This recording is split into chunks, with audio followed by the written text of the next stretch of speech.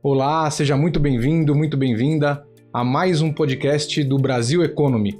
Aqui a gente debate com figuras importantes do cenário econômico brasileiro, alguns cases de negócio, o rumo da economia brasileira, enfim, tudo que é importante para você acompanhar no mundo da economia e dos negócios. E hoje, o segundo episódio com executivos da Lenovo, em que a gente vai debater a IA híbrida, que são as infraestruturas necessárias para a transformação dos negócios.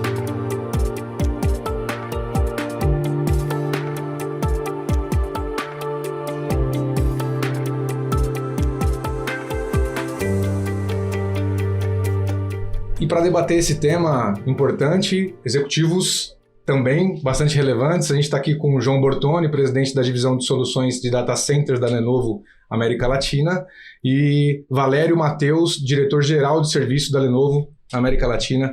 Obrigado pela presença de vocês mais uma vez. Obrigado. Prazer falar com vocês. E aí a gente pode já começar pela provocação do tema, né? Quão preparados estamos na América Latina e no Brasil em infraestrutura para alcançar essa transformação tão desejada? Se for analisar a IA, ela é um workload como um outro qualquer, né? Então, você pega soluções de IA, outro tipo de soluções de banco de dados, ou qualquer outro tipo de solução, ela usa uma infraestrutura similar. Então, hoje, a Lenovo já está no país, na América Latina, há muitos anos. Então, essa infraestrutura a gente já consegue prover, isso não é um problema nenhum. Então, quando as empresas estão pensando em fazer implementações de IA, quer seja... a gente vai falar muito sobre híbrida, on-premises, elas definem os seus projetos e a gente consegue atender sem problema. Então, a oferta desses insumos para poder construir uma solução de IA hoje é super, super tranquilo. O problema aí está na maturidade de cada uma das empresas, que a gente tem vários níveis de maturidade em cada uma delas. Exato, ou seja, o cliente tem que saber o que ele quer, né? E esse eu acho que é o grande desafio. Tem muita gente descobrindo ainda o que a IA pode fazer. Então, a gente vê muito cliente que chega para a gente falando, olha, porque eu quero uma infraestrutura X. E aí, o nosso papel é, junto com os serviços, inclusive, dizer, mas o que você quer fazer com isso? Porque aí a gente consegue ajudá-los a dizer, talvez você não precise disso tudo nesse primeiro momento, ou talvez a arquitetura possa ser um pouco diferente. Mas quer seja usar para fazer learning ou para inferência, a gente consegue dar esse guidance para o cliente e dizer, acho que nesse momento esse tipo de arquitetura para você é o melhor caminho. E naturalmente o Brasil está à frente dos outros países aqui da região, a gente pode dizer isso ou não? Eu acho que contra os Estados Unidos e Europa você já tem hoje soluções mais maduras, né? E a escala é outra, né? A economia tem uma escala diferente. Mas aqui na região? Aqui na região a gente tem excelentes soluções e tem vários casos de clientes com soluções bem avançadas de IA, né? Você vê basicamente o sistema financeiro é muito sólido no Brasil. Ele é uma referência mundial. E a IA no sistema financeiro hoje está sendo usada em larga escala já.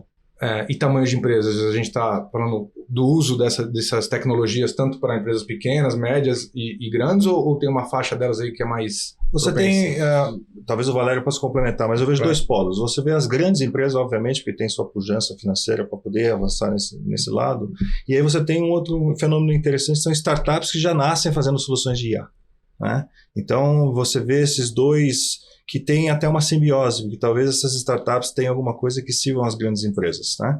Então, acho que tem uma dinâmica saudável nesse mercado, onde você tem consumidores e provedores de IA, né? E aí, quando eu falo IA, eu falo da solução em cima, não a infraestrutura, né? Uhum. Então, acho que a gente vê um movimento interessante dessa simbiose acontecendo hoje de novas empresas que já nascem com digitais, obviamente, mas com IA como premissa e grandes empresas ou médias empresas consumindo parte disso ou desenvolvendo internamente também. Uma dúvida que eu tenho, eu queria perguntar para vocês em relação ao avanço da infraestrutura. A IA para dentro do Brasil, no interior do Brasil, ela depende do avanço de outros setores, por exemplo, de telecom? Porque hoje a gente está aqui em São Paulo, eu tenho meu celular, você tem o seu celular com 5G, a gente tem um bom Wi-Fi, tem uma internet de alta velocidade. O uso da tecnologia fica mais fácil quando você tem uma infraestrutura boa por trás. Mas essa não é uma realidade do Brasil todo. Você vai para o interior do Brasil, muitas vezes você não tem um 5G, nem um 4G bom, né? Ou uma internet de boa qualidade. Então eu queria entender com vocês se o avanço da IA para o interior do Brasil depende do avanço também de infraestrutura de outros setores. Bom, eu acho que depende um pouco, mas não é 100% dependente. Hoje você já tem no interior, principalmente você comentou agronegócio, você já tem boas infraestruturas, inclusive de data center, para processamento de AI e para aplicação dessas soluções. A gente tem, inclusive, soluções implementadas em agronegócio no interior do Brasil, muito bem sucedidas. Talvez se você for fazer uma implementação em massa, como a gente estava comentando, para pequenas, médias empresas, talvez você tenha aí algumas barreiras. Mas hoje, o que você já tem de infraestrutura disponível, seja de data center, seja de tecnologia de computação, ou mesmo da parte de serviços, de orientar o cliente no que ele precisa fazer, para essas empresas que estão buscando a adoção, a maioria delas sim consegue já implementar e utilizar a inteligência artificial. E tem um ponto interessante, porque nem tudo de IA é necessariamente conectado online.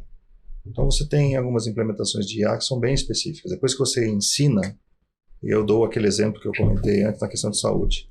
Se você tem hoje uma inteligência artificial que analisa, sei lá, milhares de chapas de pulmão e consegue detectar se tem um câncer de pulmão, ela não precisa estar conectada com nada. Ela já sabe. Não está na nuvem. Isso, ela pode. Então, ou se tem na nuvem, não precisa ter um tráfego tão intenso. Não precisa de velocidade, não precisa de... Um exemplo genérico aqui. Você tem hoje, vamos pegar uma cadeia de lanchonetes. Aí você passa no drive-thru e a loja é inteligente. Então ele lê a placa do meu carro e fala assim, o João gosta de sanduíche sem molho, etc, etc. Então o menu já vem customizado para mim. Agora, a mesma loja em Manaus não precisa saber que eu não gosto de molho, porque eu não vou dirigir até Manaus, teoricamente não. Então, assim, você consegue ter uma IA mais local, não digo privada, porque você está sendo usado num negócio para aquele ecossistema local, que não necessariamente você tem que ter grande estrutura de telecomunicações. Apesar de que avançou muito nos últimos anos a infraestrutura de telecomunicações. Sim. Você pega hoje até por lei, as grandes cidades do país todas têm 5G. Tem mais um ponto importante aí, o que o João trouxe.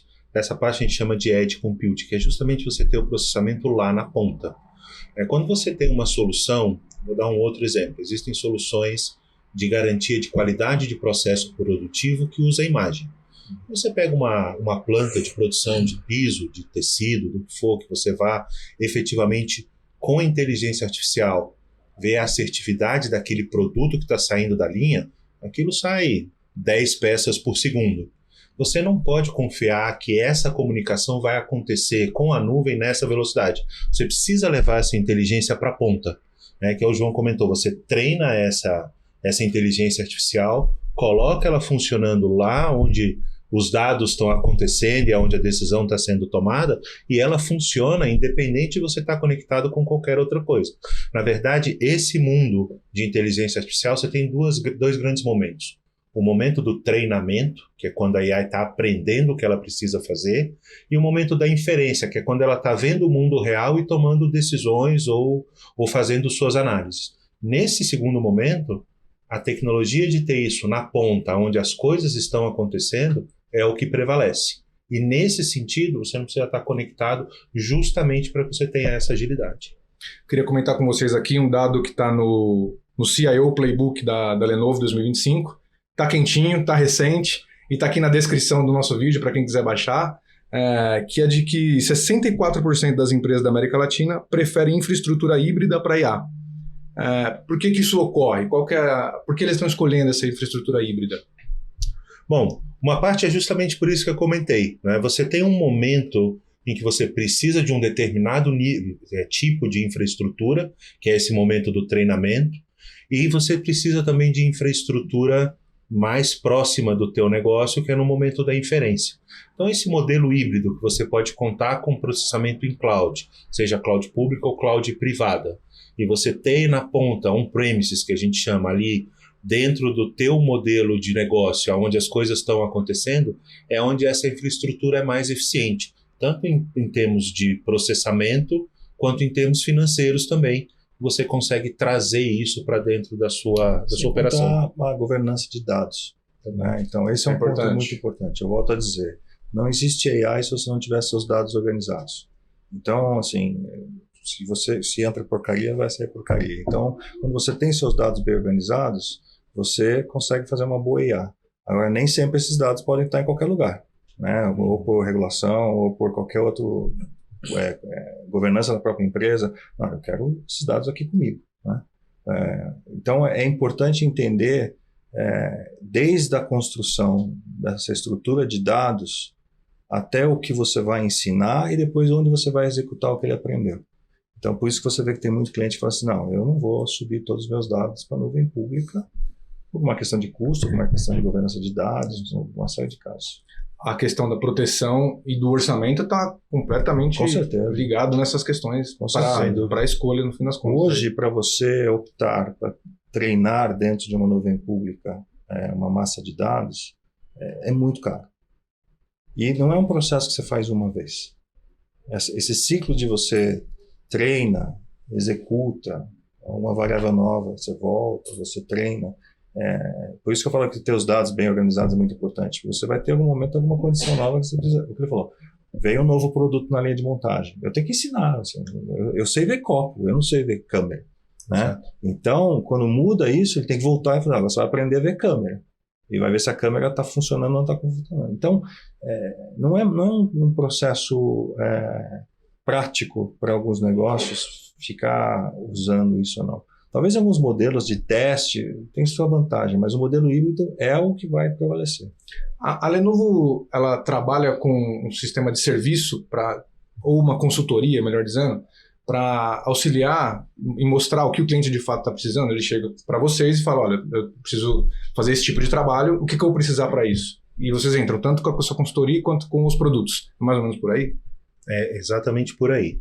A gente consegue apoiar o cliente na definição do caso de uso, ou seja, o que de IA efetivamente tem maior impacto no modelo de negócio daquele cliente específico.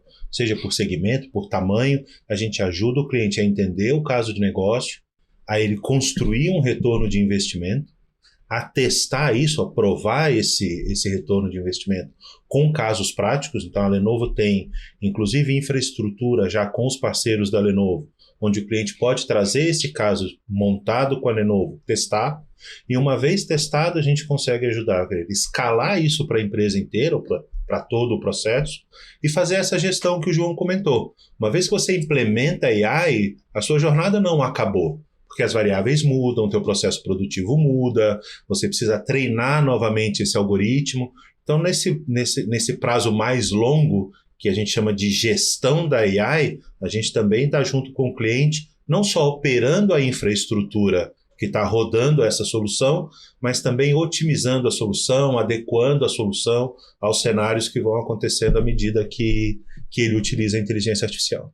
Por isso que a dica que fica aí para os empresários é sempre estar atento a parceiros que têm sistema legados com uma expertise de mercado, porque não saia muito do contexto de vocês aí. Você pode ver pelo próprio estudo do CIO Playbook que uma das barreiras hoje de adoção é justamente você ter gente capacitada para fazer toda essa análise, para gerenciar a solução. O João comentou no começo, muitos clientes vêm com alguma coisa já pré-montada e a gente ajuda a falar, olha, talvez não seja exatamente isso, você vai ser mais eficiente desta outra forma. Ele começou errado ali, no fim das contas. Esse expertise, hoje, ele é uma das barreiras, e a Lenovo consegue aportar isso como um serviço, tanto na parte de definição desse use case e gestão, como também ajudar o cliente, junto com o time de infraestrutura, a qual é efetivamente a infraestrutura mais eficiente que ele vai precisar. Tem alguns cases interessantes que a gente começou a estudar aqui para a nossa entrevista, que são um deles é dos parasitas da maré. Como é que funciona isso aí na Europa? Nós trabalhamos com uma empresa de AI que fica na Dinamarca, e eles fizeram um algoritmo extremamente interessante para as fazendas de peixes que existem na Dinamarca. Então, o que acontece? Essas fazendas são no mar mesmo, e eles conseguiram mapear o movimento das marés da região. E eles detectam quando existem parasitas que podem chegar a vir nessas fazendas.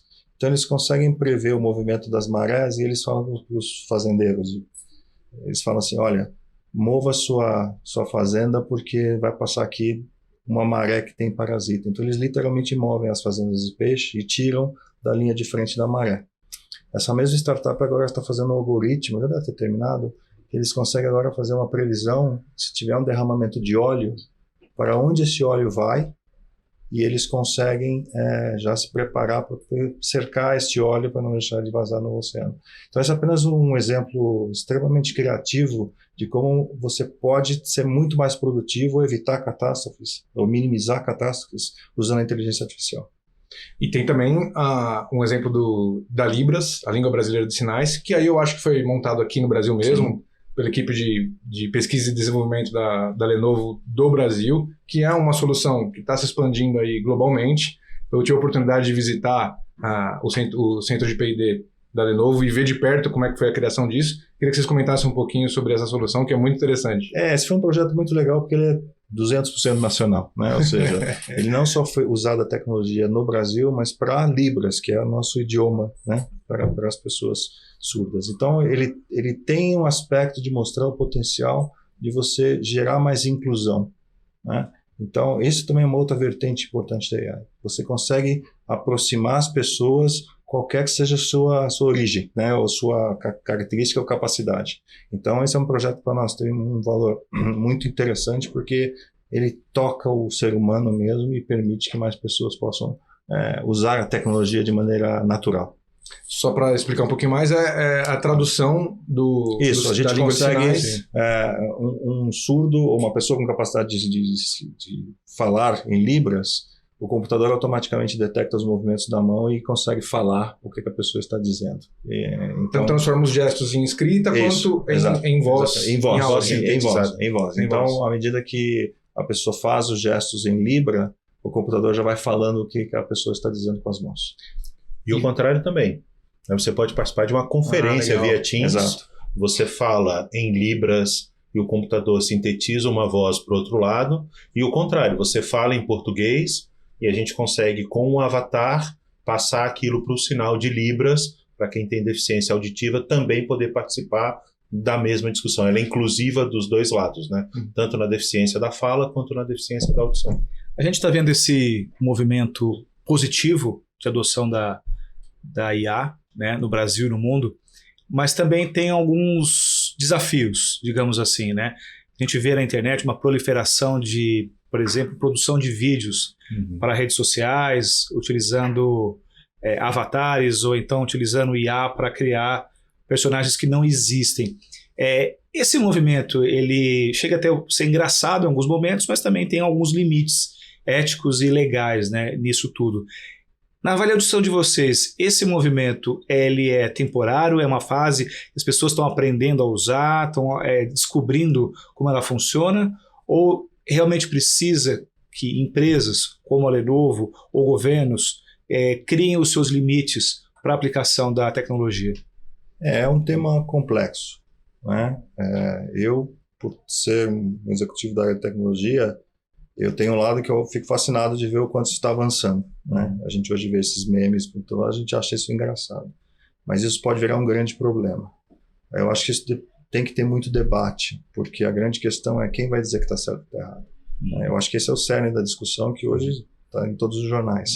Então, assim, não vou advogar por um lado ou por outro, eu só acho que a tecnologia, como qualquer tecnologia, talvez precise encontrar o seu meio. Não vou dizer os seus limites, mas encontrar o seu meio. E eu acho que a IA vai ser um grande motor dessa discussão. Eu só espero que não seja criado freios excessivos por medo, né? Porque aí todo mundo perde. Claro. Ou seja, entender como usar isso, usar bem, e realmente onde for mal usado, né, no sentido de maléfico mesmo, que seja punido por isso, como hoje já existe a lei para vários casos. Eu estou ficando preocupado, Valério. É uma preocupação... ela é válida ou eu não preciso ficar tão assustado assim? Eu acho que, como o João comentou, né, como qualquer tecnologia, ela pode ser usada muito para o bem e muito para o mal. A gente comentou casos aqui onde ela foi usada muito para o bem, né? Hoje, inclusive, tem isso no nosso estudo do CIO Playbook, essa preocupação das empresas, né? Uma maioria das empresas hoje tem colocado uma área de governança, compliance, em cima dessas adoções de AI, justamente com essa preocupação. A gente comentou em outro episódio, existe hoje uma nova profissão, que é o especialista em ética de AI, que antes não existia, né? Então, esses controles do que a AI vai fazer, eu acho que são importantes para a gente entender e conseguir separar o que é o bom uso da tecnologia, o que é o bom uso da inteligência artificial e o que eventualmente seja um uso que tenha que ser controlado ou, como o João comentou, até mesmo punido. Eu concordo 200% com o João. A gente não pode ter medo a ponto de cercear o avanço dessa tecnologia, né? Então a gente volta para o tempo lá quando surgiu o carro, né? Não sei se vocês conhecem a Red Flag Law na Inglaterra, que para todo carro tinha que um cara com uma bandeirinha vermelha andando na frente do carro, avisando que aquele carro andava, né? Então isso segurou a indústria automotiva da Inglaterra, enquanto nos Estados Unidos essa indústria florescia. A gente tem que tomar um cuidado enorme de não demonizar a inteligência artificial a ponto de a gente colocar esses freios e impedir o desenvolvimento. Muito mais interessante é a gente conseguir usar esse controle ético e governança em cima das soluções que estão sendo implementadas para que a gente tenha o melhor benefício dela. O debate da regulamentação, ele é extremamente, o debate sério, né? Ele é extremamente importante nesse sentido aí, para caminharmos por O debate é importante. Eu acho que o debate é importante. E aí eu acho que vários entes da sociedade têm que se manifestar a respeito. Não somente um ou dois, acho que todo mundo tem que dar sua voz. E achar o meio. Achar um ponto de equilíbrio. Eu acho que isso em algum momento tem que ser encontrado. Como toda tecnologia nova, é difícil achar o ponto de equilíbrio. Até porque é um alvo que anda, né? Cada geração acontece uma coisa nova. E nessa anda de forma mais dinâmica ainda. Cada 15 dias rápido, tem. Mas não é diferente do que sempre aconteceu. A tecnologia sempre andou mais rápido que qualquer lei, qualquer governo, É assim. A escala é um pouco diferente porque ela está vindo numa escala muito grande, muito forte, muito rápida. Mas não podemos, por medo, cercear ou limitar esse desenvolvimento, porque ele é benéfico na sua grande, grande maioria. Legal. Quero agradecer demais a presença de vocês. Quando o papo é bom, o tempo passa rápido, não tem jeito. Queria agradecer a presença, a disponibilidade de vocês e trazer esse conteúdo importante pra gente aí, que é sempre muito bacana dividir com todo mundo que está nos assistindo aí. Obrigado. Foi um prazer. Obrigado. E você que gostou, fique aí atento aí nas nossas redes sociais para o nosso terceiro capítulo, que vai abordar o futuro do trabalho, humanos e IA na prática, tá certo? Valeu, gente, muito obrigado. Fiquem em paz. Valeu!